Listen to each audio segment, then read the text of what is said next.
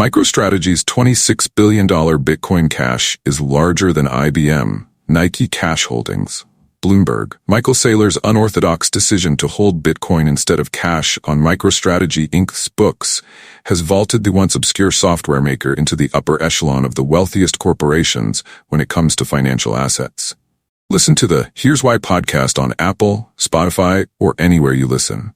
The Tyson's Corner, Virginia-based firm's approximately $26 billion Bitcoin cache is larger than the cash and marketable securities of global market leaders, such as International Business Machines Corp., Nike Inc., and Johnson & Johnson, according to data compiled by Bloomberg. Only about a dozen companies, led by Apple Inc. and Alphabet Inc., hold more assets in their corporate treasuries.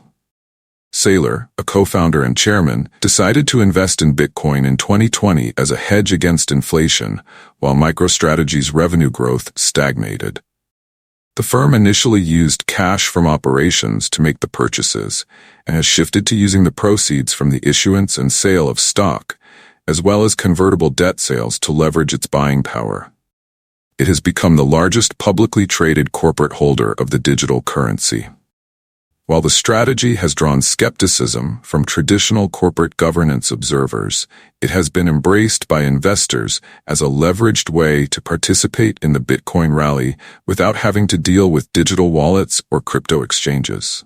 The company's shares have surged by over 2,500% as the value of Bitcoin has soared around 700% since the middle of 2020, making it the best-performing U.S. major stock during the period. Bitcoin reached a record of almost $93,500 on Wednesday. Their balance sheet is primarily a function of the price of Bitcoin, said Dave Zion, founder of Zion Research Group, a Chadds-Ford, Pennsylvania-based firm that focuses on accounting and tax issues.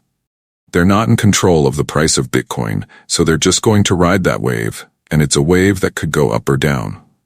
Most corporate treasurers use a company's financial assets to support the business or generate returns, including to pay dividends or to fund share buybacks. Saylor has argued that shareholders benefit from the buy-and-hold strategy even though the company doesn't pay a dividend. MicroStrategy has devised its own performance indicator called Bitcoin Yield, which measures the percent change of the ratio between its Bitcoin holdings and its assumed diluted shares outstanding from one period to the next. This yield year-to-date is 26.4%.